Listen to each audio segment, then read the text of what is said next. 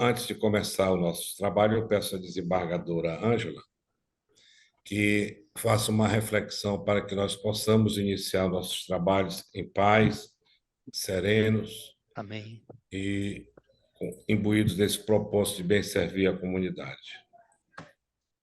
Justamente, bom dia, né? Renovando meus cumprimentos a todos. Estou trazendo para a nossa reflexão, senhor presidente, senhores integrantes desta corte, desta Câmara, o que está escrito em Colossenses, capítulo 3, versículo 13, né? O título diz Exortação à Santidade e ao Amor Fraternal.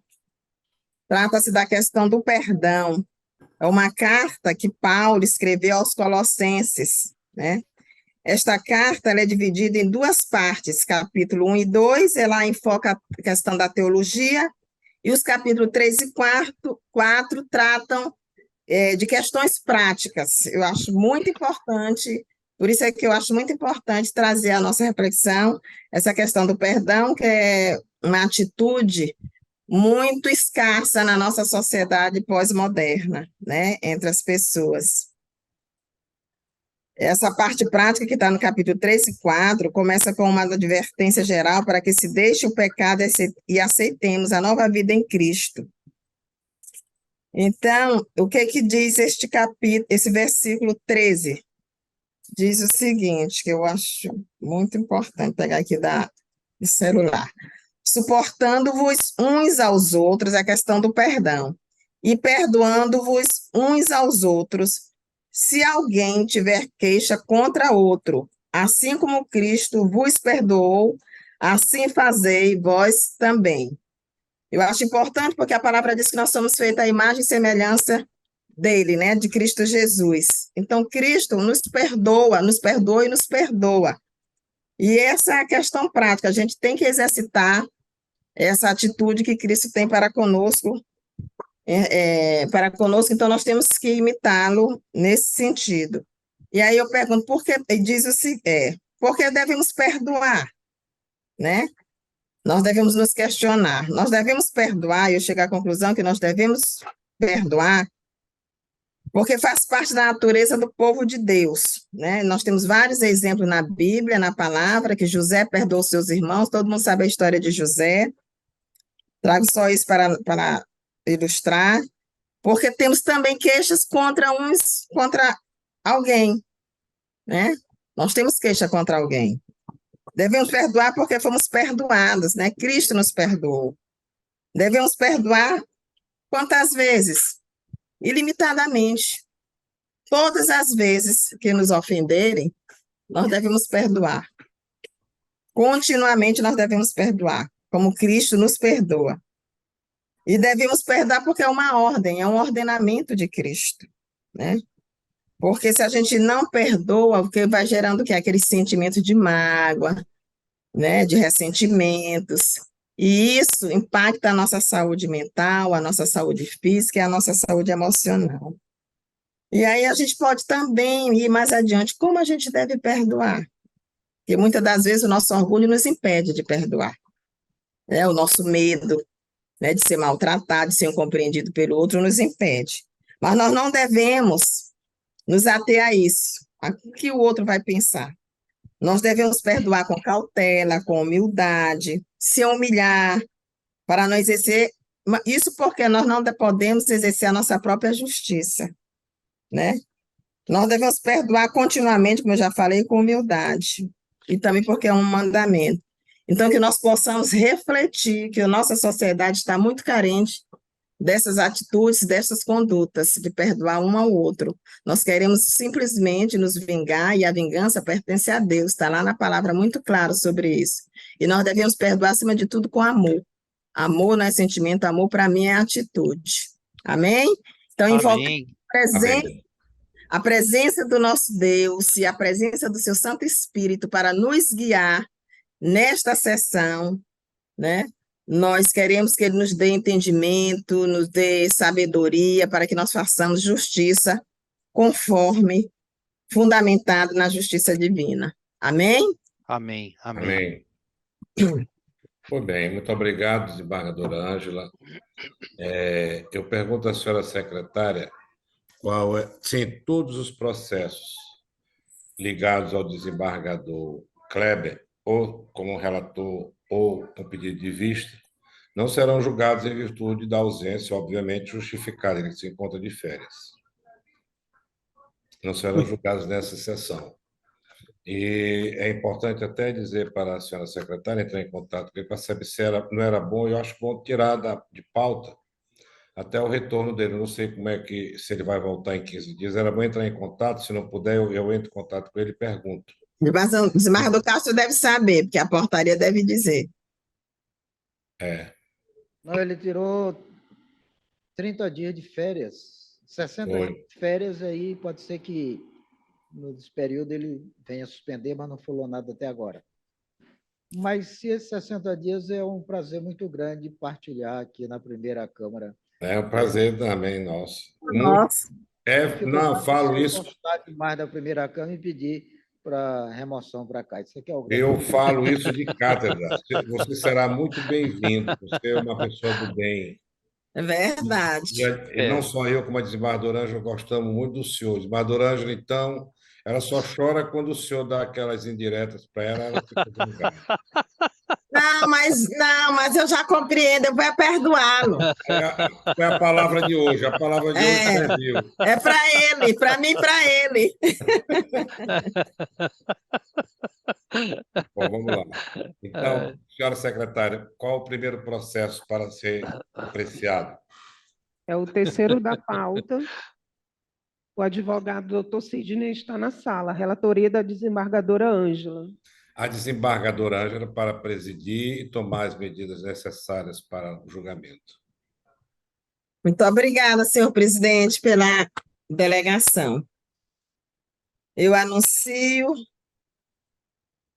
o julgamento do agravo interno na apelação civil número 08-30-585, 19/2018, agravante Sebastião Rocha Filho, advogado Sidney Filho Nunes Rocha e outros, agravado Estado do Maranhão, procurador Luiz Felipe Fontes Rodrigues de Souza.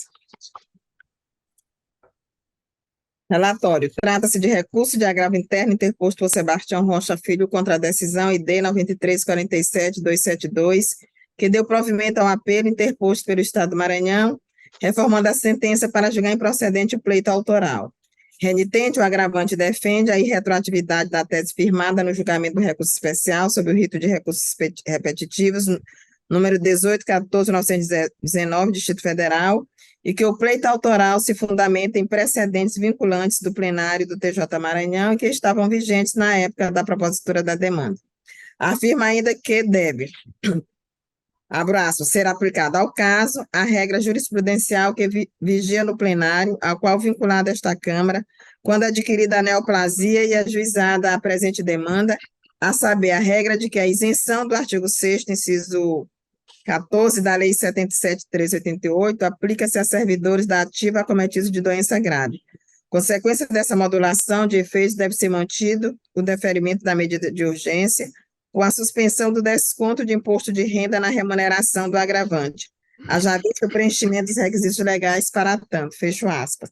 Por fim, impugnou pela reconsideração da decisão agravada ou que o mesmo seja levado a julgamento perante o órgão colegiado, ID 13.0048/78. Em petição de ID 14.668168, o agravante apresentou requerimento de assunção de competência a fim de definir se, abro aspas, diante da fixação de tese pelo Superior Tribunal de Justiça em junho de 2020, no julgamento do RESP 18.14.919, Distrito Federal, sob o rito dos recursos especiais repetitivos, no sentido de que servidores da ativa acometidos de moléstia grave não gozam da isenção de imposto de renda previsto no artigo 6º, 14 da Lei 77.388, o entendimento contrário que longevamente vinha sendo adotado pelo plenário do TJ Maranhão continua a ser aplicável aos casos dos servidores do Maranhão que tenham adquirido a moléstia grave anteriormente à referida decisão do STJ ou que tenham ajuizado antes dela suas demandas de isenção de imposto de renda, fecho aspas.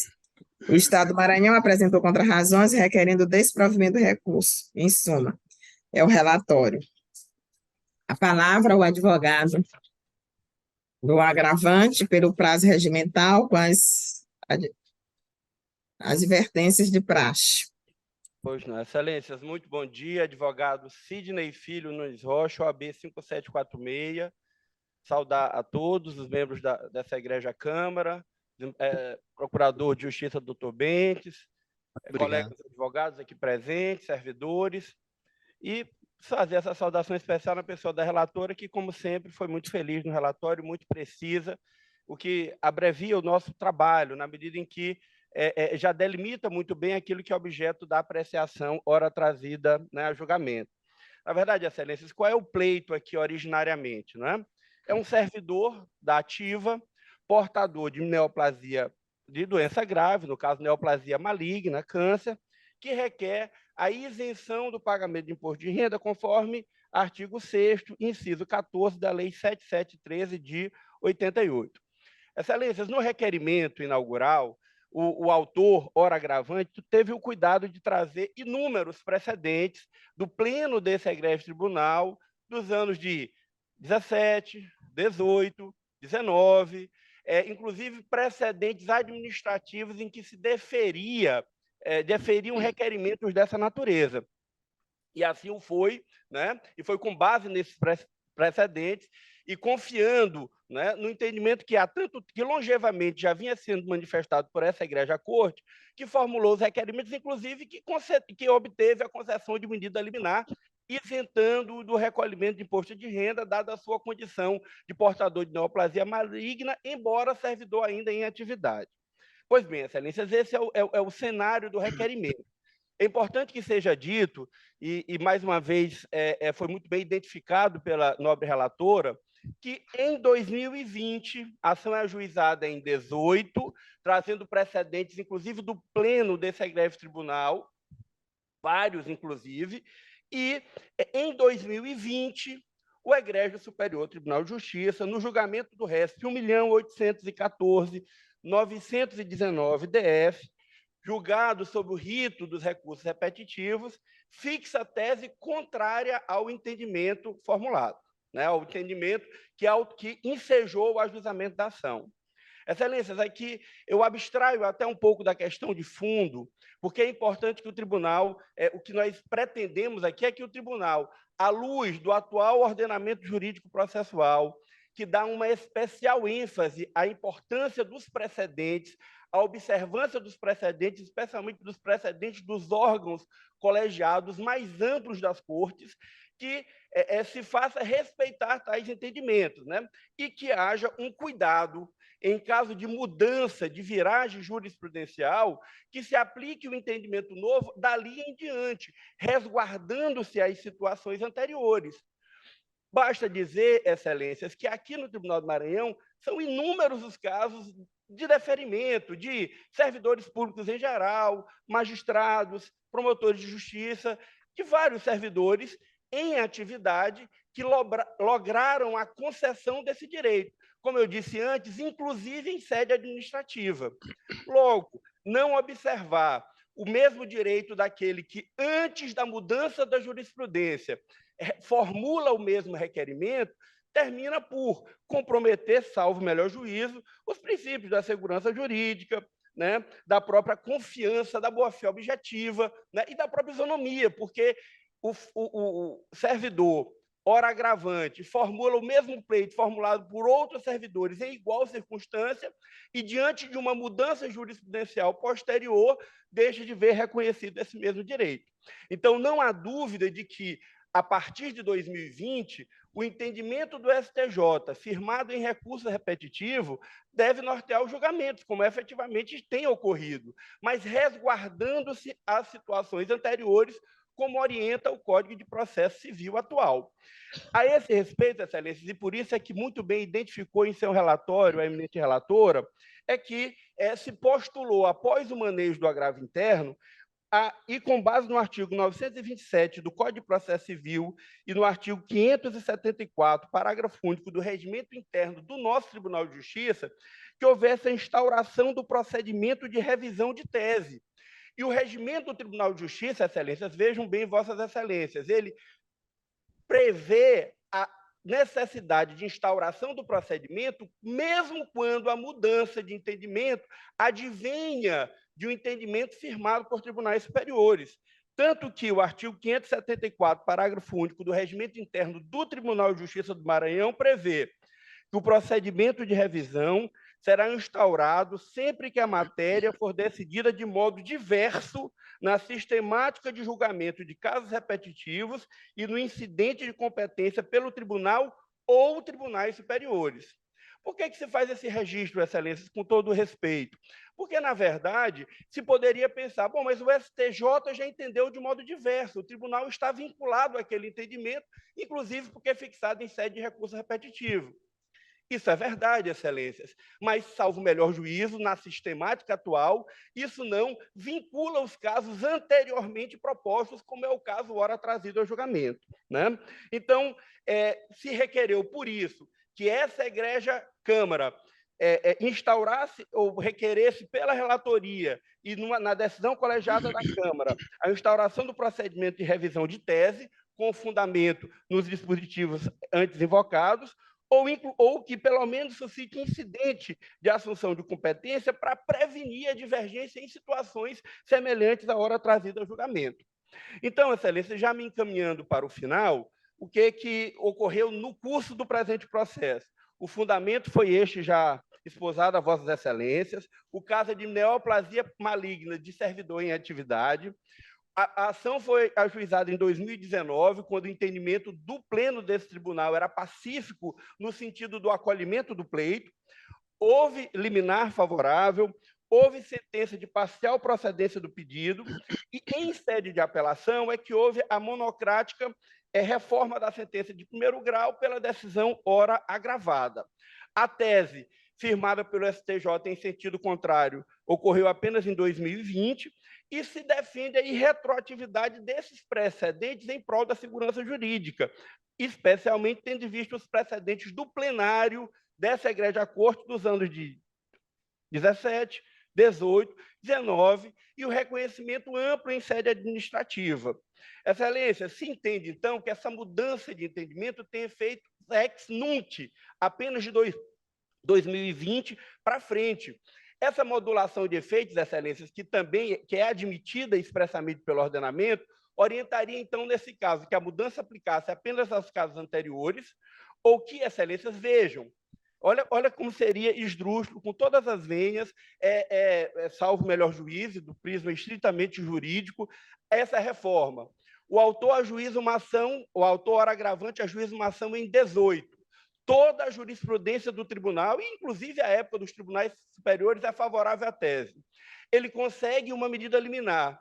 Mais tarde, muda o entendimento jurisprudencial, aquela decisão é revogada e ele pode ser chamado, inclusive, a restituir valores que ele tenha deixado de recolher em razão da concessão legítima de medidas deferidas pelo Poder Judiciário.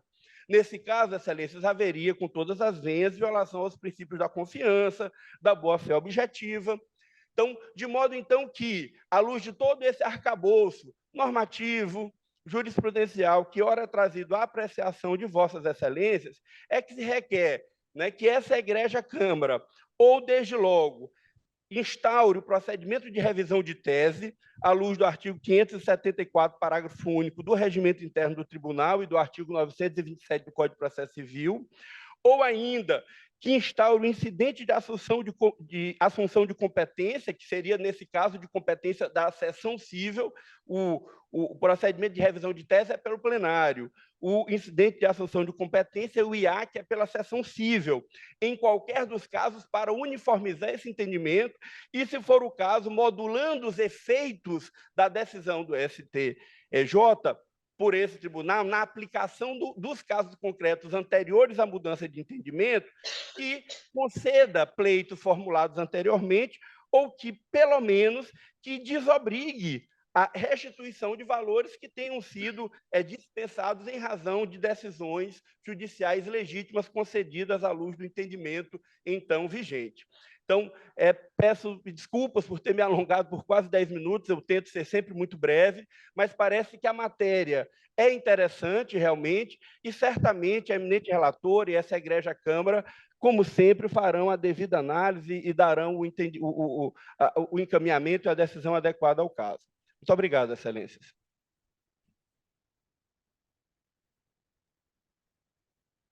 O Estado do Maranhão não se habilitou, né, para fazer a sustentação, né, Valéria? Não, senhora. Então, vamos passar a votar. Presentes requisitos de admissibilidade, conhecido o recurso. Desde logo, verifico que, diante da ausência de fundamentos novos capazes de modificar o entendimento adotado na decisão agravada, mantenho em todos os seus termos. O cerne do presente recurso reside na possibilidade da aplicação do benefício previsto no artigo 6º, inciso 14 da Lei 77.388, em favor do servidor trabalhador na ativa. Com efeito, referida matéria foi apreciada pelo STJ em sede de julgamento de recurso especial sob o rito dos recursos repetitivos que restou a ser emendado. Aí, senhores desembargadores, como eu transcrevi, os senhores já devem ter lido, né, e o doutor Sidney tem conhecimento, eu vou me abster de ler todo esse julgamento, né, essa transcrição, aliás. Foi da relatoria, foi o RESP 18.14.919, do Distrito Federal, da relatoria do ministro Og Fernandes, primeira sessão, julgada em 24/6/2020. Portanto, em razão da observância, porque a tese jurídica afirmada foi: não se aplica a isenção do imposto de renda prevista no inciso 14 do artigo 6º da Lei 77.388, seja na redação da Lei nº 11.052/2004 ou nas versões anteriores, aos rendimentos de portadores de moléstia grave que se encontram no exercício de atividade laboral. Essa foi a tese firmada. Portanto, em razão da observância obrigatória e imediata da tese acima, deve ser reformada a sentença recorrida, pois descabe a isenção do imposto sobre a renda dos contribuintes que não são aposentados, apesar de apresentarem algumas das moléstias enumeradas no artigo 6º, inciso 14 da Lei 77.388, como em caso. No que concerne ao pleito de modulação de efeitos do julgado, verifica-se que o STJ entendeu pela sua desnecessidade, tendo em vista que a tese firmada seguiu tanto o entendimento do STF quanto a sua jurisprudência consolidada sobre a matéria, não havendo que se falar em modificação de posicionamento. Nesse sentido, processual civil, embargo de declaração, no recurso especial, omissão quanto à modulação dos efeitos, vício inexistente, artigo 927, parágrafo 3º do CPC, tentativa de rediscussão do mérito do acordo, descabimento, embargos de declaração rejeitada. Aí eu trago, né, eu transcrevo totalmente o artigo 927, que o senhor já tem conhecimento, vou me abster de ler. Também da relatoria foi embaixo de declaração nesse RESP 18.14.919, da relatoria do ministro Og Fernandes, lógico, julgada em 14/10/2020.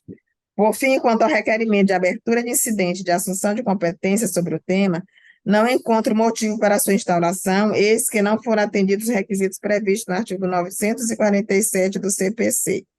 Com efeito, a divergência jurisprudencial é requisito para a admissibilidade do referido incidente, a fim de prevenir divergências entre os órgãos internos de um tribunal quanto ao tema com relevante questão jurídica. Porém, o tema em questão já se encontra dirimido pelo Superior Tribunal de Justiça, requerendo o postulante, na verdade, a modulação dos efeitos da decisão vinculante, sendo que tal providência compete exclusivamente à respectiva Corte Superior, uma vez que o sistema de precedentes qualificados é essencialmente hierarquizado sob pena de ineficácia. Assim, não tendo havido modulação de efeitos pelo próprio STJ na decisão paradigma, não cabe a este Tribunal de Justiça fazer por meio de incidente de assunção de competência. Nesse contexto, indefiro o pedido de instauração do referido IAC. Pelo exposto, voto pelo desprovimento do recurso, mantendo em toto a decisão agravada. Como vota o desembargador Jorge Rachid?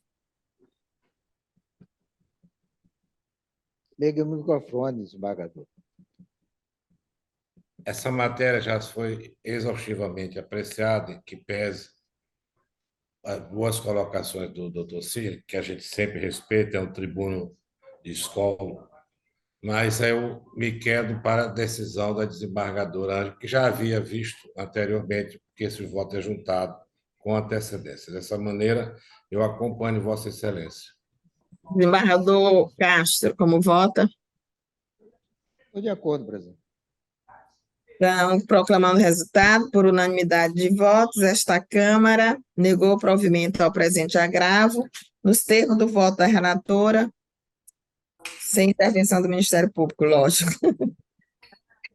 Devolvo a palavra ao nosso presidente. Obrigada, doutor Cid. Doutor Cid, obrigado. Excelência. Obrigado. O quinto da Doutora pauta. É o quinto da pauta. Desembargadora Ângela, o advogado está na sala. Continua a presidência com Vossa Excelência, desembargadora. Obrigada, presidente. Proceder à leitura.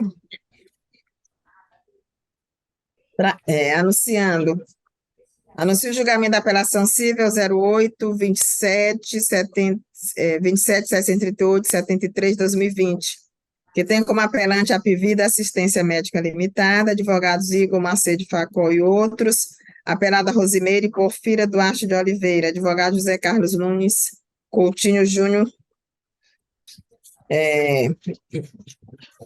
Procedendo à leitura do relatório. Trata-se de apelação civil interposta pela Apivida Assistência Limitada contra a sentença ID 16980238, proferida pela juíza da segunda Vara Civil de São Luís, que julgou parcialmente procedentes os pedidos contidos na inicial da apresentação de obrigação de fazer, acumulado com tutela de urgência, e indenização por danos morais, ajuizada por Rosimeire Porfira Duarte de Oliveira, nos termos da seguinte parte dispositiva. Aí eu transcrevo a parte dispositiva, vou me abster de lê-lo, porque Vossas Excelências têm conhecimento. Prosseguindo, digo eu, a apelante em suas razões, ID 16980241, alegou que o procedimento prescrito não possui cobertura obrigatória pelos planos de saúde regulamentados, pois não está em consonância com a ADUT vigente. Defendeu a ausência de ato ilícito, ensejador de dano moral, alegado, argumentando que agiu em respeito ao rol da ANS, por conseguinte, a ADUT. Requeriu, por fim, o provimento do presente apelo para que seja reformada a respeitável sentença, isentando da condenação imposta e subsidiariamente a redução do quanto indenizável. A apelada apresentou contra-razões, argumentando, em suma, que a desídia da apelante foi decisiva para a sua cegueira total. Ao final, requereu a manutenção do julgado, ID 1729, 84, 88. A Procuradoria-Geral de Justiça manifestou se não intervir no feito D 18.7667, é o sucinto relatório. Com a palavra, o ilustre advogado, pelo prazo regimental e com as advertências de praxe.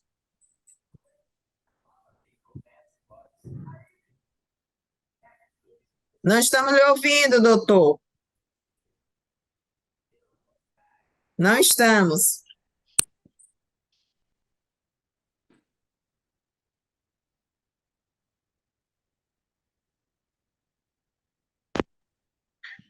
Está me ouvindo agora? Sim. Primeiramente, cumprimento a todos com bom dia, né? Vossas Excelências, integrantes da Primeira Câmara Civil, e também cumprimento o representante do Ministério Público de segunda instância. Prometo que não vou me alongar muito, irei me manifestar aqui tão somente referente à tese subsidiária referente à diminuição do quanto indenizatório fixado na sentença de primeiro grau. Certo, Excelências? Para fazer a análise desse pleito, eu peço encarecidamente que sejam observados com bastante acuidade algumas circunstâncias referentes ao caso. Eu preciso destacar essas circunstâncias.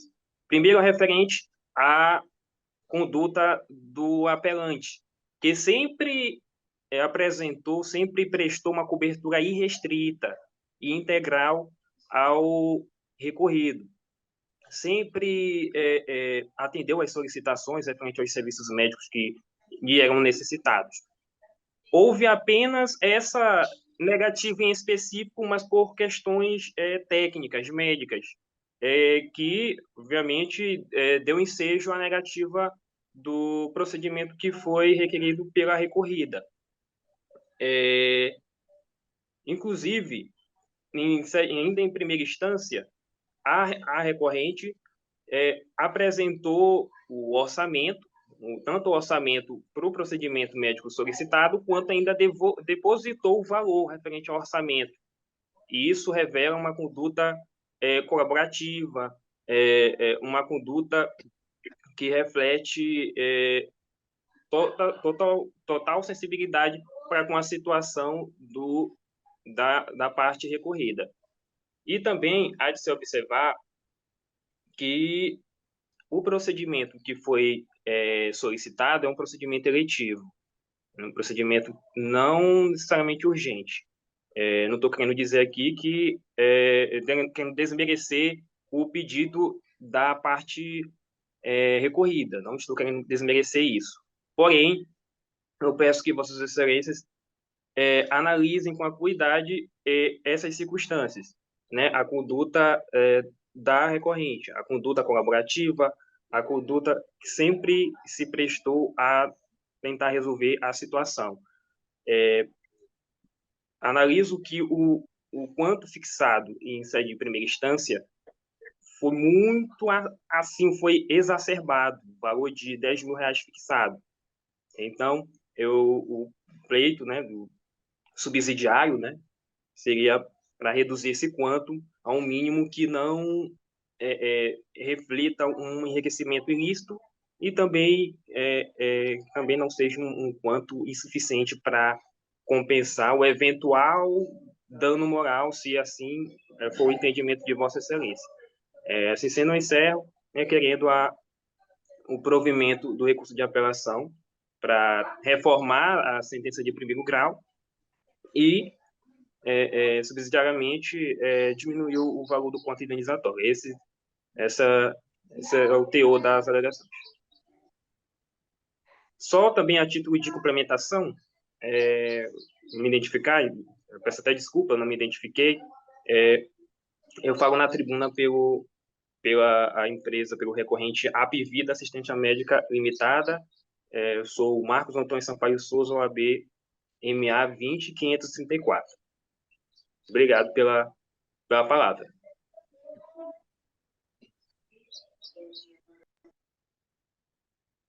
Falta o som, desembargadora.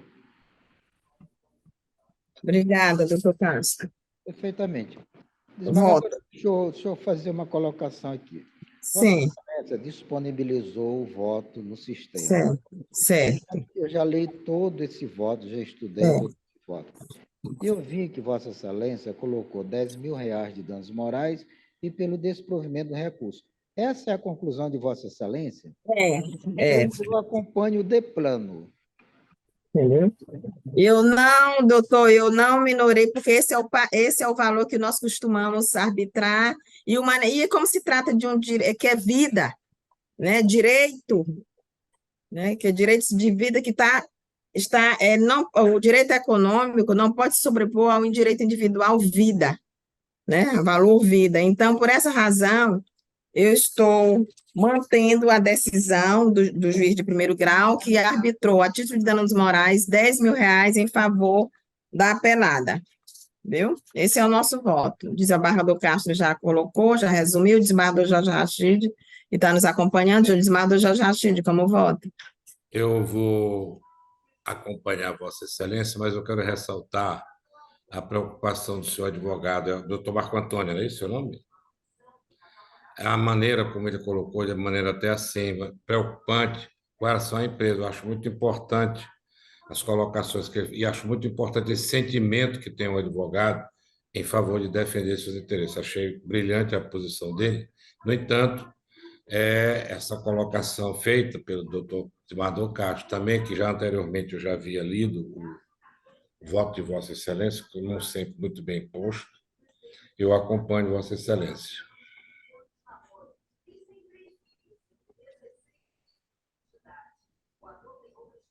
Proclamando, obrigada, desembargadores, proclamando o resultado, por unanimidade de voto, foi negado provimento ao presente recurso nos termos do voto da relatora.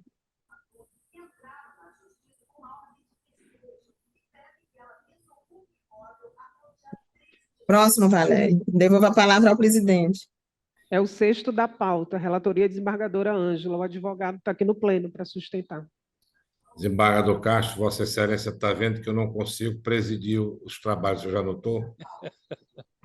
Mas Vossa Excelência já presidiu essa Câmara uma vida toda. Tem que dar Pô, mas aí agora o negócio. desembargadora Ângela. Agora a desembargadora já me tomou. Mas ele está só delegando, desembargador Castro, que É, o mas- nosso presidente vitalício é ele, e ele já está com Eu fico ciúme. preocupado, porque Vossa Vai o Excelência primeiro, o é a- segundo, o terceiro, Eu e eu fico não falo preocupado mais porque Vossa nada. Excelência é a eterna substituta, quer dizer, não chega à titularidade. Nunca, nunca. E ele está Aí outro dia É alguém, verdade, é minha outro substituta dia alguém mesmo. falou assim, fulano de tal, uma reserva moral. Poxa, uma reserva, por que ele não é o titular? É verdade. Mas para mim é um orgulho ser substituta dele. Ah, com certeza. Entendeu?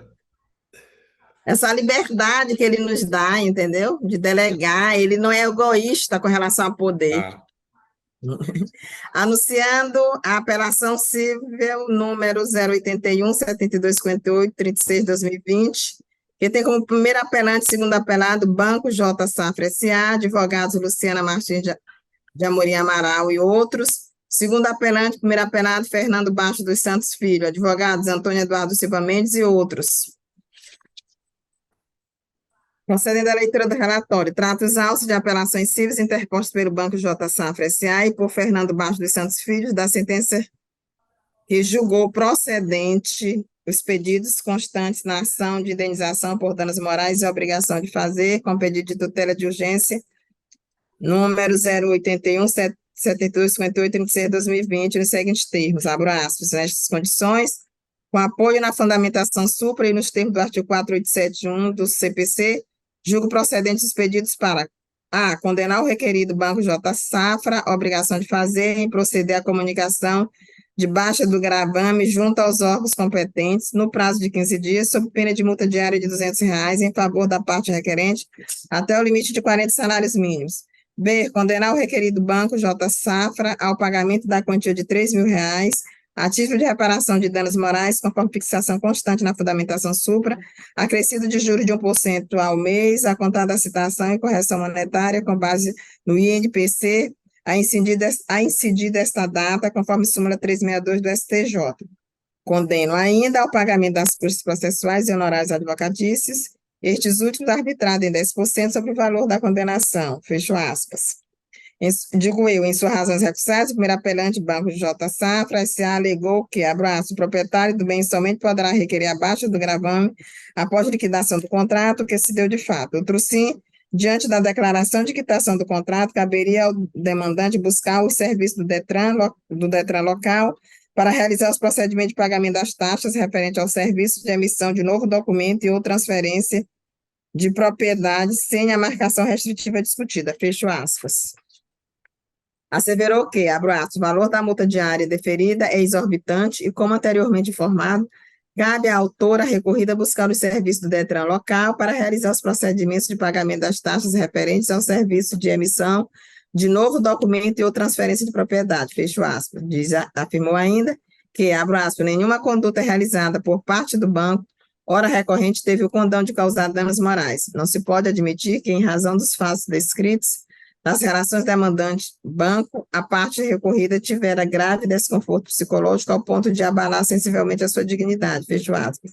Ao final, requereu o provimento do recurso para que sejam julgados improcedentes os pedidos iniciais, subsidiariamente que o montante relativo ao dano moral não ultrapasse a um salário mínimo. Em contrarrazões ao recurso do primeiro recorrente, o apelado alegou, como preliminar, a ausência de dialeticidade recursal, vez que, abro aspas, não ataca nenhum fundamento da sentença. No mérito, o não conhecimento do apelo ou a manutenção da sentença. Sucintamente, ele alegou isso. Por sua vez, o segundo apelante, Fernando Baixo dos Santos Filho, requereu, em resumo, o provimento do apelo para que seja majorado, abro aspas, o valor dos danos morais arbitrado para R$ 20.000 e dos honorários mensuais para 20% sobre o valor atualizado da causa. Em contrarrazões ao segundo recurso, o segundo recorrido aduziu que não, abro aspas, que não merece reparos quanto ao mérito da ação nos termos da apelação apresentada pela autora, devendo apenas ser reformado a partir da apelação apresentada pelo banco recorrente, fecho aspas, Ao final, pugnou pelo desprovimento do recurso do segundo apelante. O Ministério Público, em parecer do Procurador de Justiça, José Antônio Oliveira Bentes, entendeu ser desnecessária a intervenção do parquet. É o sucinto relatório. Com a palavra, o ilustre advogado, pelo prazo regimental e com as observações de praxe, doutor. Bom dia a todos, bom dia, senhores embargadores, bom dia, senhores serventuários, membros do Ministério Público, colegas advogados. Meu nome é Antônio Eduardo Silva Mendes, OAB 7371. Eu estou aqui representando o apelante e apelado, Fernando Bastos. Bem, vou ser breve, porque a questão discutida aqui entendo ser muito simples, inclusive parte da matéria apelada, unânime os entendimentos do STJ, inclusive desse tribunal também. O apelante adquiriu um veículo, fez a quitação desse veículo em janeiro de 2020 e passou durante 2 anos recebendo ligações diárias, em torno de 20 a 30 ligações por dia, cobrando a quitação do veículo, que estava quitado desde janeiro de 2020, conforme documentos anexados à petição inicial. Diante da dificuldade de fazer a venda do veículo, foi necessário o ajuizamento da presente ação, Vossas Excelências. Ação esta que, com fulcro no artigo 292 do Código de Processo Civil, o valor da causa, por óbvio, é o valor do contrato. E o valor do contrato era R$ 138 mil. A ação foi julgada procedente, como bem informou a relatora, para condenar o pagamento de danos morais de R$ 3 mil e a obrigação de fazer de dar baixa do contrato. Ou seja, o bem da vida que foi obtido com a ação foi a quitação de um veículo de R$ 138 mil. Ora, quando o magistrado de base arbitrou os honorários, ele arbitrou os honorários com base no valor da condenação e não com base no benefício econômico obtido pelo apelante. Ou seja, 10% de R$ 3 mil. Eu não preciso descrever para Vossas Excelências o quanto é humilhante para um advogado conseguir a quitação de um contrato de R$ 138 mil e receber R$ 300 de honorários. A Constituição Federal diz que o advogado é essencial à justiça. E ele é essencial porque o advogado bem remunerado representa a sociedade neste tribunal.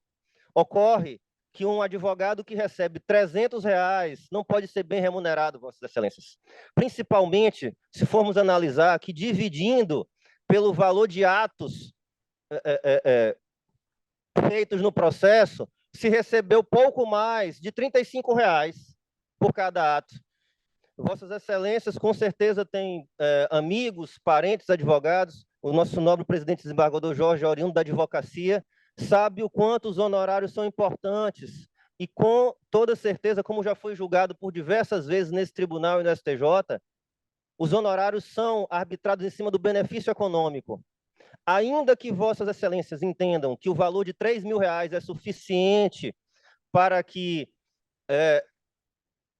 para do arbitramento do dano moral, ainda que os R$ 3 mil Vossas Excelências entendam ser suficiente, em que pese eu ter achado baixo e solicitado, falo em primeira pessoa, porque, como se trata de honorários, eu sou diretamente interessado.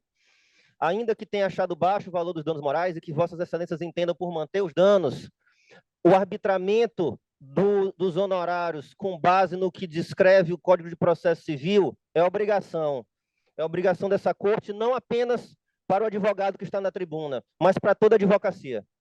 Peço venha para Vossas Excelências para fazer a leitura de 2 decisões do STJ a respeito do arbitramento dos honorários. O primeiro é o agravo interno no recurso especial 167-2335. Vou ler apenas parte da emenda para não me alongar. Deve-se ter em conta como proveito econômico o potencial que a ação ajuizada ou expediente utilizado possui na esfera patrimonial das partes. E eu ressalto novamente, qual foi o proveito econômico que trouxe a parte? a quitação de um contrato de R$ 138 mil. Como devem ser arbitrados os honorários?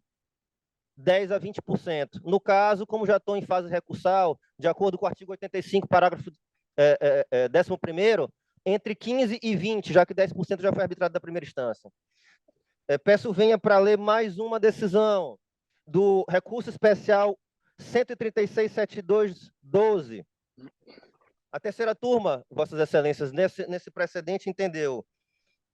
O artigo 85, parágrafo 2º do CPC, estipula que os honorários do advogado, quando procedente o pedido da inicial, serão fixados entre 10% e 20% sobre o valor da condenação. Ressalto, o qual deve ser entendida como o valor do bem pretendido pelo demandante, ou seja, o montante econômico da questão litigiosa, conforme o direito material. Repito novamente, qual o valor do proveito econômico? R$ 138 mil, acrescido da condenação por dano moral.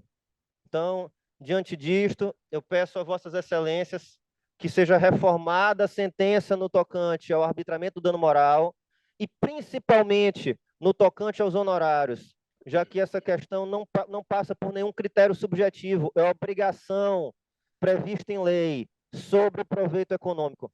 Muito obrigado. Obrigada, doutor Eduardo. Eu vou ler somente o resumo do voto, só a conclusão do voto, que Vossas Excelências que atende ao que praticamente ele falou aí. Estou dizendo ao final, e Vossas Excelências já têm conhecimento do inteiro teor do meu voto, que eu trago à colação vários julgados, né, da nossa corte, nesse sentido, com relação à questão da responsabilidade da instituição financeira, que a instituição financeira é que tem a obrigação de dar baixa do gravame, e sobre a questão dos danos morais. Então, estou dizendo, em sede de conclusão de voto, o seguinte.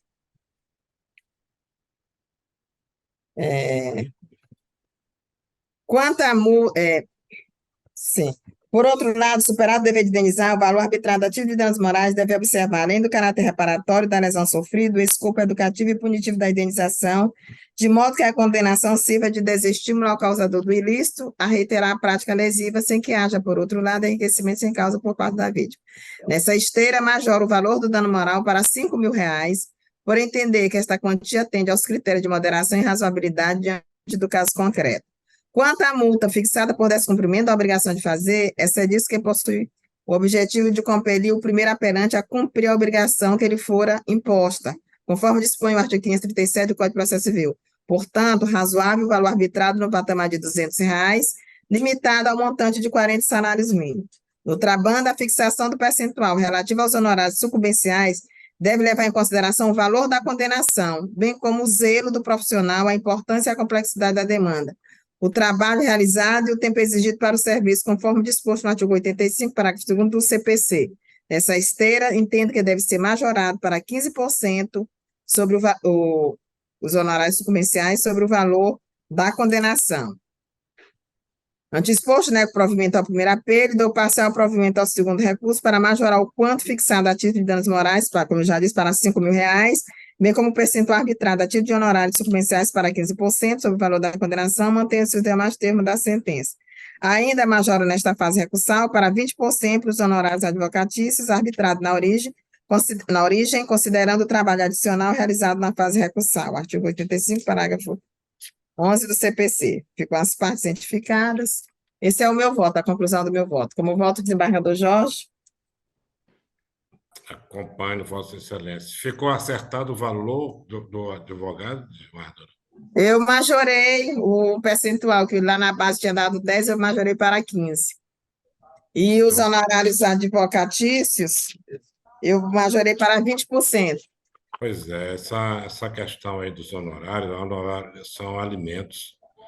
A dificuldade que teve o seu advogado de vir aqui para suplicar essa questão, que devia ser entendida em primeiro grau como coisa efetivamente séria, não se pode brincar com isso.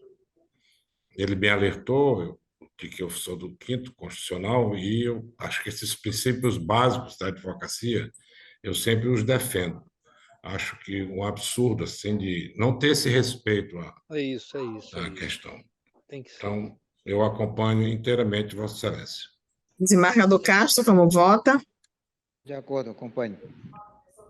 Então, proclamando o resultado por unanimidade de voto, né? Foi negado o provimento. Cadê, meu Deus? Ao primeiro apelo e passou Primeiro uma... apelo, passar provimento ao segundo apelo, conforme já foi. Eu levantei a mão, eu queria questionar só um ponto a Vossa Eu Excelência. questiono através de embargo de declaração, doutor. Perdão, E Vossa que já Excelência. foi anunciado. Que já foi anunciado o julgamento, tá? Durante o julgamento eu tinha levantado a mão por uma questão de ordem, mas obrigado. Próximo. O quarto da pauta, apelação civil, desembargadora Ângela. O advogado está aqui para No sustentar. trabalho hoje. Qual é o número? Eu não ouvi, Quarto. vale. O quarto da pauta. Ah, tá, obrigada. Também é sobre esse plano de saúde. Apelação civil número 0830, anuncio o julgamento da apelação civil número 0831 554 63 2020. Primeiro apelante, segundo apelada, Caixa de Assistência dos Funcionários do Banco do Brasil, CACI, advogado José Manuel de Macedo Costa Filho. Segundo apelante, primeiro apelado, Gabriela Cardoso Zuniga Dourado. Advogados Tiago Trajano, O. Dantas e outro. Advogado da CACI, é? O do... Pela Não, Excelência. segunda apelante. Caixa de Assistência dos Funcionários do Banco do Brasil, CACI, Gabriela Cardoso Zuniga Dourado, interpuseram recurso de apelação civil contra a sentença ID 1480-5018, proferida pela juíza da Quinta Vara Civil da Comarca de São Luís, que julgou procedentes os pedidos vindicados na apresentação de obrigação de fazer, ajuizado pela segunda apelante nos termos da seguinte parte dispositiva. Aí eu transcrevo a parte dispositiva da sentença. Prosseguindo, digo eu, nas razões recursais, do primeiro apelo, a Caixa de Assistência dos Funcionários do Banco do Brasil, CACI, alegou que o procedimento médico denominado mamoplastia redutora não está previsto no rol da ANS, o qual não é meramente exemplificativo, não existindo obrigação legal e contratual para sua cobertura. Defendeu que agiu no exercício regular do direito, tendo cumprido o que fora pactuado contratualmente, respeitando o princípio pacta transferbando. Alegou que a situação vivenciada pelo autor não gera danos de ordem moral, pugnando também pela redução do quanto arbitrário. A autora, segundo a apelante, em suas razões ID 1480-5035, resumidamente pleitou a reforma da sentença para condenar a operadora do plano de saúde ao pagamento integral dos honorários médicos, bem como a majoração da indenização por quanto irrisória para atender os parâmetros da razoabilidade e proporcionalidade. Contra razões ao primeiro e segundo apelo sem questões preliminares, apresentando pedido de desprovimento dos respectivos recursos, IDs 1480-5041 e 1480-5043. A PGJ opinou em não intervir no feito, ID 2262-2300, é o sucinto relatório. Com a palavra, o ilustre advogado, pelo prazo regimental, e com as observações de praxe. Bom dia, senhores desembargadores, senhora desembargadora relatora, senhor desembargador Jorge, senhor desembargador José Castro, senhor procurador. Meu nome é Vitor Eduardo Marques Cardoso, OAB-MA 6116.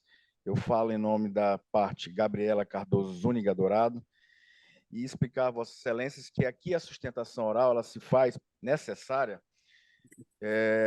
Quase que eu conheço esse caso, posso falar para vocês, por Vossas Excelências, que de cátedra. Trata-se aqui de uma, praticamente que em causa própria, levando em consideração que eu conheço a situação desde a infância, por ser minha sobrinha. Vamos trazer os primeiros fatos e para entender um pouco a situação, que é uma situação bem peculiar. Trata-se de um gigantismo mamário que chegou ao seu ápice, à idade de 13 anos dela, no qual ela já utilizava um sutiã que chegava a 48 e não se dava ainda, né? Então, ela tinha uma dificuldade de encontrar um sutiã que chegasse a uma jovem recém-inaugurada a sua fase pré-adolescente aos 13 anos de idade. Ao atingir 15 anos, o gigantismo mamário era tanto que ela não conseguia ter condições de ficar com a posição ereta. E, portanto, ela começou a desenvolver uma situação de problemática ortopédica na cervical. E só tinha uma cura, apenas uma cura dada por vários laudos médicos que se encontram nos autos. Qual seria essa? A diminuição da mama, que seria um procedimento técnico chamado de mamoplastia ou mastoplastia, como dito pelo setor médico, por patologia de hipertrofia CID-N62. Pois bem, esse era o único procedimento, não tinha outro. Ou cura a situação da cervical por diminuição da mama, ou ela continua com problema ortopédico. E assim, ela, utilizando o seu plano de saúde, pediu autorização para usar e fazer o procedimento. Qual foi a negativa da CACI? Excelência, o motivo da negativa da CACI é tão somente o que eu vou ler aos senhores, peço devida venha a Vossa Excelência, para não cansá-los. Não autorizado, traz um código, reconstrução mamária com retalhos cutâneos regionais, uma vez solicitaram para mamoplastia redutora, conforme parecer técnico número 19. Por outro lado, o procedimento mastoplastia ou mamoplastia para a correção da hipertrofia mamária, procedimento para realizar correção do gigantismo mamário, não consta no rol de procedimentos e eventos em saúde. Por essa razão, vírgula, não possui cobertura obrigatória. Procedimento não autorizado. Ponto. Somente isso. Ali, essa defesa entrou com uma ação, buscou o judiciário, obteve uma decisão liminar e, por sorte, tivemos o ganho da decisão e foi cumprida e ela fez o procedimento médico. Após fazer o cumprimento do procedimento médico, somente em fase de contestação e nesta fase recursal, é que a CACI inova. Aí a CACI traz o procedimento dizendo, não poderia ter sido feito por um médico específico. Não poderia ter sido feito por um médico específico, teria que ser feito pelo médico do rol. Só que isso nunca foi tratado com as partes, em absoluto. Tanto é que está nos autos. Essa inovação feita pela CACI é tão somente para que, no final, para se cobrar os honorários do médico. Se isso tivesse sido feito à pauta, e esse advogado, pela fé pública que ele traz, e pelo respeito ao Poder Judiciário, eu afirmo de cátedra, que se tivesse trazido aos autos, trazido isso à família, ela iria pagar o procedimento médico. Não se trata aqui de estética, excelências. Não se trata de estética. Eu também não vou ser hipócrita. É óbvio que uma jovem de 13 para 15 anos de idade, a única coisa que ela queria era ter escolhido o médico. Ela escolheu o médico dela. Óbvio que ela escolheu, né? Mas ela não estava fazendo procedimento pela estética. Ela não teria condição nem de fazer isso porque os pais não autorizariam. Não teria essa autorização. Ela estava fazendo porque é um procedimento médico. Em um determinado momento, numa das emergências que ela foi com muita dor, o médico segurou a mama e levantou aqui com a mão e perguntou se a dor dela passava. E a dor passou. Só que em momento algum a CACI chegou e disse assim, pague os honorários médicos que eu pago o procedimento. Negou o procedimento como um todo, solicitado por aquele médico. Olha a boa-fé da parte. A parte vai, apresenta o requerimento do médico, do cirurgião plástico escolhido pela família, apresenta. A CACI diz, não está, a mamoplastia não é caso. É estética, então não pode. Nega. Mas não fala do que o médico poderia... Não, eu te dou outro médico. Isso veio aos autos. Isso é uma inovação de processo. Isso é processo, excelência. Isso falta um pouco de respeito da ética com o processo. E aí a CACI vem e traz isso. Então, me parece que as operadoras hoje elas estão muito respeitosas e trouxeram aí, eu vi a Baila no relatório de Sua Excelência, a relatora, muito esclarecido, fala de pacta sunt servanda. Ora, os pactos devem ser cumpridos, nós sabemos disso. Está previsto, isso é básica do contrato. É básica do contrato. Mas cadê a hermenêutica jurídica? Está lá. Não está, a mamoplastia não está no rol de procedimentos, porque não cabe estética. Mas não é estética. É necessidade médica para a correção de um problema ortopédico. E não se trataram absolutamente nada de médico A ou médico B, e isso foi inovação processual. Levando em consideração tudo isso, apenas em relação a tudo isso, não se trata aqui de mero pedido de dano moral, apenas de que seja coberto todo o procedimento como foi requerido, pela boa-fé da parte, e pela ausência de informação feita pela CACI, porque se isso tivesse, excelência, estava no processo, e não está, a CACI não trouxe isso, garanto a Vossa Excelência. Então, diante de tudo isso, ditando de tudo isso, faltando essa hermenêutica jurídica de analisar o caso a caso, a questão da paciente, a questão toda moral da paciente, que era o único procedimento, é que esta defesa, Excelência, forte nesses argumentos, há uma necessidade de aplicação, sim, de indenização por danos morais, mas por conta de uma aplicação corretiva, de aplicação educativa à CACI, e não por mero ganho, para que seja negado o provimento ao recurso da CACI, né, e seja mantida a condenação da CACI por danos morais e, sobretudo, que é o mais específico, para que seja dado provimento ao apelo adesivo da Gabriela Cardoso Zúñiga Dourado, no qual que seja garantido todo o pagamento, o custeio de todo o seu tratamento médico, conforme requerido nos autos. É isso, Vossa Excelência. Agradeço a todos.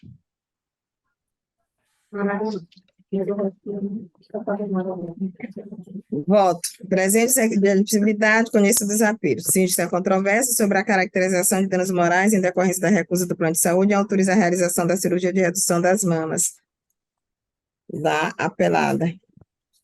Primeiramente, cumpre ressaltar que, nos termos do entendimento consolidado pelo Superior Tribunal de Justiça, não se aplica ao CDC as relações existentes entre os operadores de plano de saúde constituídas sob a modalidade de autogestão e seus filiados.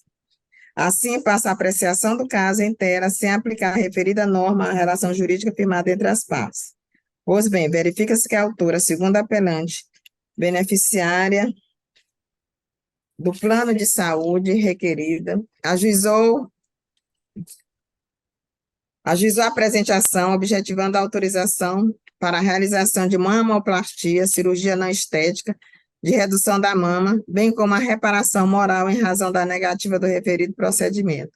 A reapelante sustenta, em suma, que não há obrigação legal e contratual para a cobertura da cirurgia, eis que não consta no rol do procedimento da ANS e nem previsão contratual. Com efeito, as provas constantes nos autos revelam as enfermidades das quais a autora é acometida em razão do volume das mamas, contendo prescrições médicas de diferentes especialistas para a realização da mamoplastia redutora não estética, ID 1480 4935. Por sua vez, o laudo médico ID 1480 4936 registrou que a autora, com 15 anos de idade, abro aspas, é portadora de escoliose toracombar de 18ª, com queixa de cervicalgia, dorsalgias e dores em ombros, fecho aspas, necessitando de mamoplastia redutora para o auxílio do tratamento. Logo, o referido procedimento cirúrgico não possui finalidade estética, mas de tratamento necessário à doença que acomete a autora, devendo ser custeado pelo plano de saúde. A pacífica jurisprudência do STJ já assentou que, abro aspas, o plano de saúde pode estabelecer as doenças que terão cobertura, mas não o tipo de terapêutica indicada por profissional habilitado na busca da cura, o que é abusiva à cláusula contratual que exclui tratamento, medicamento ou procedimento imprescindível prescrito para garantir a saúde ou a vida do beneficiário. Isso foi extraído do agravo no RESP 11.00.866, Ceará, da relatoria da ministra Nancy Andrighi, terceira turma, julgada em 21 de 11 de 2017.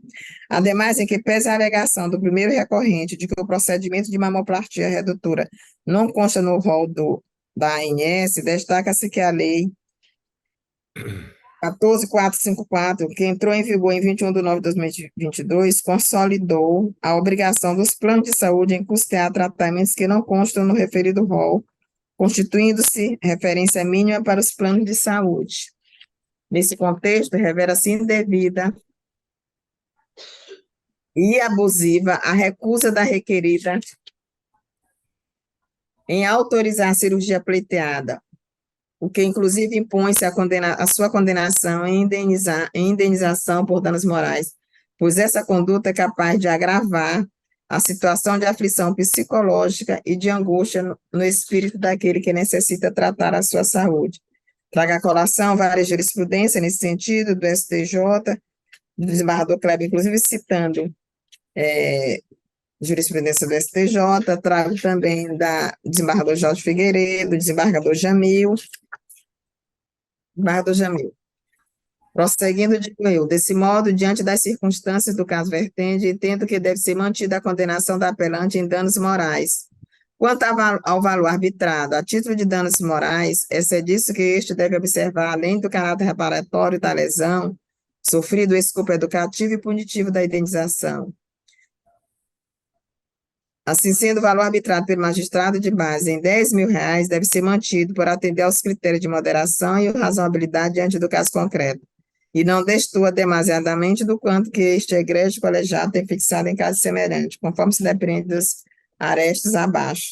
Aí eu trago o desembargador Kleber, trago dois desembargador Kleber. Por fim, quanto à alegação da autora, segundo a apelante, de que a operadora de plano de saúde deve custear a integralidade dos honorários médicos do profissional não credenciado, o STJ posiciona-se pela validade da cláusula contratual que limita os preços e tabelas efetivamente limita os preços e a tabelas efetivamente contratadas com o plano de saúde, a qual conta com expressa previsão legal, artigo 12, 6º da Lei 9.656/98.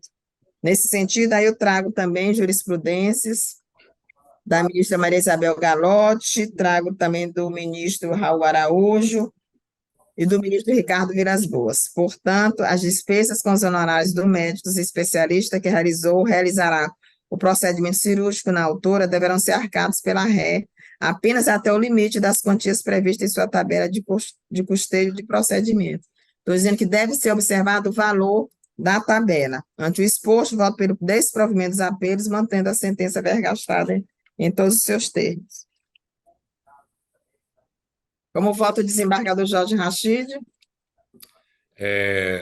Eu acompanho até porque essa questão colocada pelo senhor advogado, muito importante, o dano realmente ficou caracterizado, bem caracterizado. Então, eu acompanho Vossa Excelência. Cumprimentando o senhor advogado, doutor Vitor. Desembargador Castro. Eu acompanho com relação aos danos morais e também que o custo do procedimento deve ser de acordo com o contrato estabelecido com o plano. Pode até escolher o médico que entender necessário, pode até um preço ser maior, mas vai arcar com esse mas que ultrapassa o valor do contrato. Isso, inclusive, isso é costumeiro já na nossa Câmara, isso. Perfeitamente. Perfeito. Até muito caso tem do São Domingos, que acata, né? Que a gente pode até ressaltar isso, eles acatam e recebem, ou pelo menos são condenados a receber na faixa que o SUS, né? Que o governo federal, que a tabela aplica. Acompanho também. Então, proclamado o resultado, por unanimidade de voto, foi negado o provimento a ambos os apelos, nos termos do voto da relatora. Devolvo a palavra ao senhor presidente. Doutor Vitor, então, muito obrigado pela sua participação também. Agora eu pergunto à doutora Valéria se tem alguma mais sustentação oral. Não, senhor. É o primeiro da pauta agora. Eu quero avisar que o primeiro da pauta da sessão de direito público, ele será retirado de pauta. É questão de merecimento por bravura. Eu não estou convicto com relação à demanda em si. Então, eu até... Mas como eu já decidi que eu vou retirar, porque o desembargador Castro tem muito conhecimento com relação a isso. Mas eu vou retirar de pauta para melhor analisar o feito. Retirar de pauta. É o primeiro, Bruno, parece que Bruno Ricardo, não é isso? Sessão civil. Não é isso, doutora? É o primeiro da pauta da cível. Esse será... Não, cível não, da direito público, né? Direito público. O que será retirado é direito público. Do direito público. Então, qual é agora o primeiro da sessão da cível, da Câmara Cível? É o agravo de instrumento, o primeiro da pauta, desembargadora Ângela, relatora. Hoje eu não estou tendo vez mesmo. Desembargadora, a senhora está sem som. A senhora está sem som. Agora sim.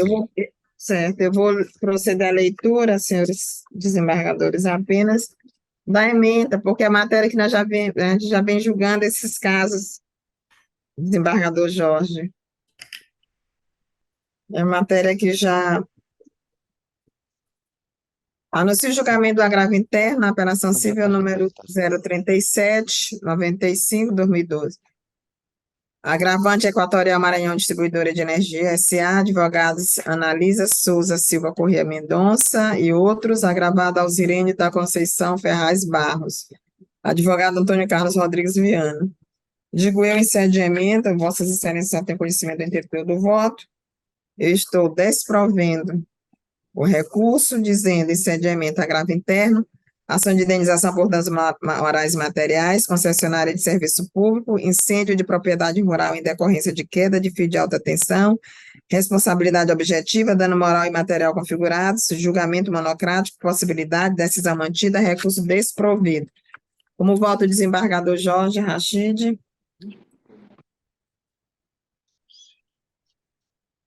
Estou votando assim porque Vossas Excelências já têm conhecimento do meu voto. Eu acompanho Vossa Excelência.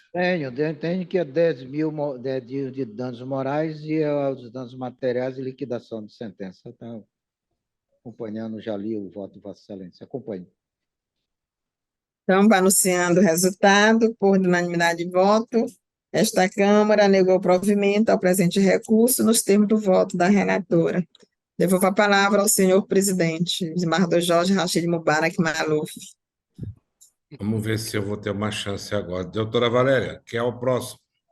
É o segundo da pauta, a relatoria do desembargador Jorge. Amém. Finalmente. Jesus seja louvado. Eu anuncio Cristiane Agra Pimentel, no agravo interno.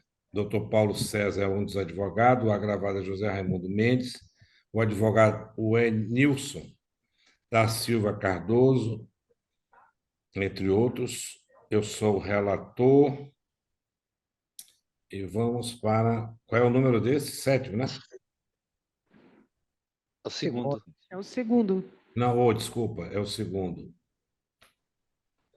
É um agravo interno, agravo de instrumento, nulidade de julgamento, intimação da pauta e do acordo em nome dos advogado diverso do agravado. Cessamento de defesa. Ficou configurado, portanto, esse cessamento de defesa no voto. Na outra pauta.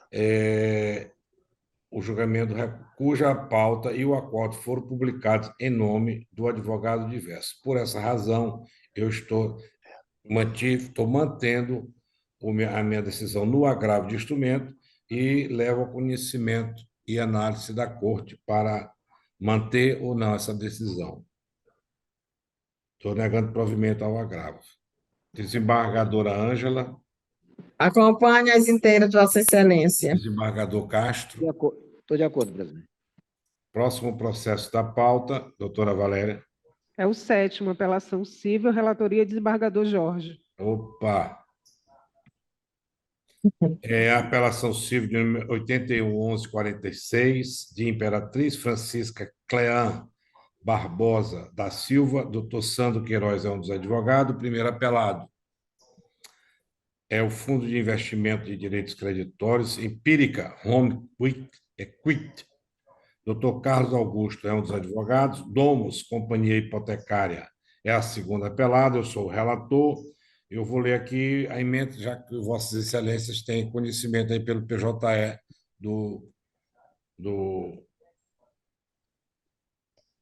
da sessão, né, de hoje.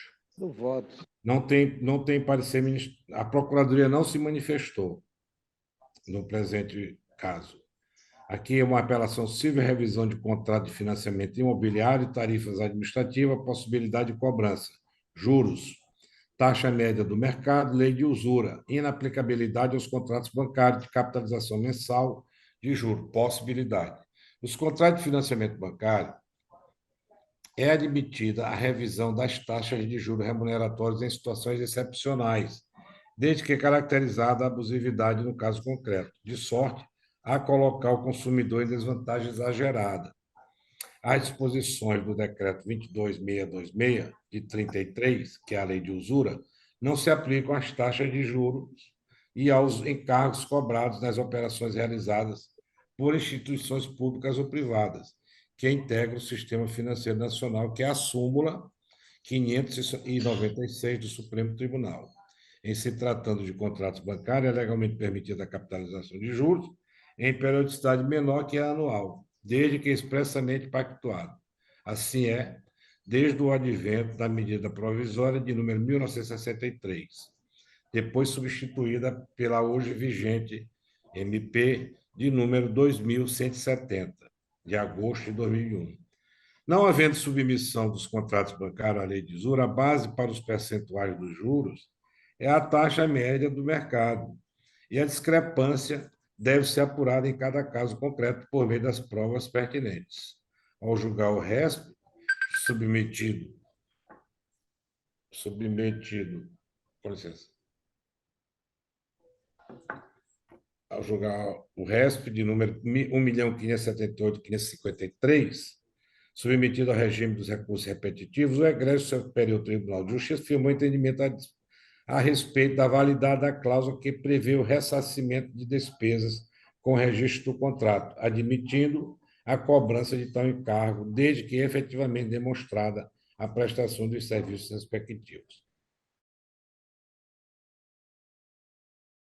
negando provimento à apelação. A pessoa pactua esses contratos, e lá está bem expresso isso.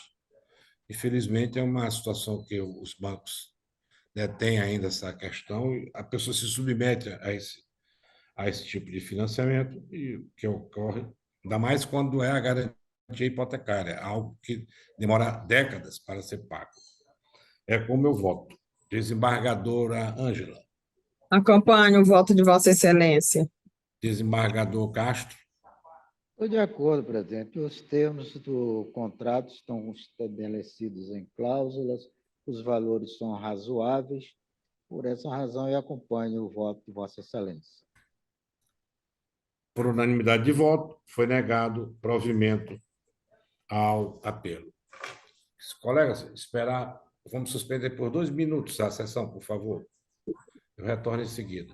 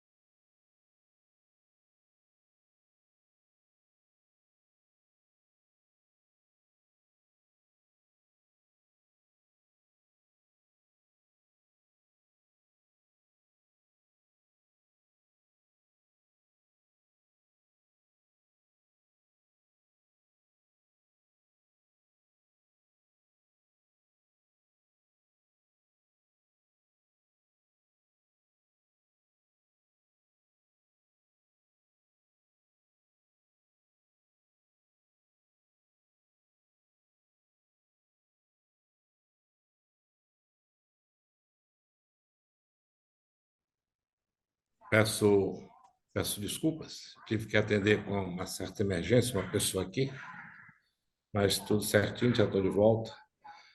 Esse, Oitavo. bom, esse já foi julgado, né? O próximo qual é, doutora Valéria? Oitavo vai ser Oitavo. julgado agora. Oitavo da pauta. O oitavo. O oitavo é uma apelação civil de número 805912, The Best Club. É uma empresa de responsabilidade limitada. Doutora Amanda Gabriela é uma das advogadas, ou é advogada. H do Nascimento Silva, a parte apelada, eu sou o relator. É o descumprimento contratual com relação a uma rescisão. O advogado que eu estou vendo aqui é da causa, doutora Valéria? Senhor? Tem um advogado, doutor Sandro, na tela. Ele é do que acabou de ser julgado, do sétimo. Ele entrou agora e eu já falei para ele que foi julgado. Hein? Doutor Sandro, então a sua demanda já foi julgada. Sim, Excelência. Tá bom? Sim. Então, um bom dia. Eu vou sair. Muito obrigado. Bom trabalho para todos. Fique à vontade. Tá? Então, um bom dia. Até mais. Então, aqui, nesse caso, não tem advogado presente, não é isso, doutora Valéria? Não, não tem. É um descumprimento contratual, uma responsabilidade civil, pessoa jurídica, danos morais não configurados. Segundo a jurisprudência do STJ, a pessoa jurídica pode sofrer dano moral, desde que se verifique a existência de ofensa à sua honra objetiva, alegada o abalo moral em decorrência de descumprimento contratual, sem a prova efetiva de ofensa, da ofensa à honra objetiva, deve ser mantida a sentença que foi julgada improcedente. E eu estou mantendo, negando provimento a esse apelo. É como eu voto. Sentença, inclusive, muito bem colocada por doutora Raquel, juíza lá de... Eu acompanho, presidente. Desembargadora Ângela. Eu também acompanho, senhor presidente. Os Então, termos do por voto de Vossa unanimidade de Excelência. votos, mantida a decisão de primeiro grau, desprovido o apelo apresentado. Qual é o próximo? O nono da pauta, desembargador Jorge é o relator. Nono da pauta, apelação civil de número 306548, Maria das Graças de Jesus, doutor Tiago Azevedo Guedes é o advogado, Banco Santander é a parte apelada, eu sou o relator, doutor Diego Monteiro representa o apelado. É uma ação de repetição de indébito, cumulado com indenização por danos morais, contrato de empréstimo na modalidade de cartão de crédito, ausência de ilegalidade na contratação. Vou ler aqui a emenda. Comprovado nos autos que houve a contratação do cartão de crédito consignado pela demandante, não há como acolher a alegação de ilegalidade do pacto e nem de falta de conhecimento pela parte autora do objeto do contrato. Não estando vedado pelo ordenamento jurídico, é lícita a contratação de quaisquer modalidades de mútuo financeiro, de modo que, havendo vício na contratação, sua anulação deve ser discutida à luz das hipóteses legais que versam sobre os defeitos do negócio jurídico e de informação adequada e clara sobre os diferentes produtos, especificando corretamente as características do contrato, observando-se, todavia, a possibilidade de convalidação do negócio anulável, segundo o princípio da conservação dos negócios jurídicos. Portanto, o meu entendimento aqui, no caso, é pelo desprovimento do apelo. Desembargador... Tem, inclusive, uma decisão aqui que eu coloquei da nossa Câmara, que o relator é o desembargador Kleber, nosso querido desembargador Kleber. Tenho também aqui do desembargador Marcelino. São as duas que eu coloquei aqui para firmar esse entendimento que já é costumeiro da nossa Câmara. Desembargadora Ângela. De acordo com os termos do voto de Vossa Excelência, senhor presidente. Desembargador Castro.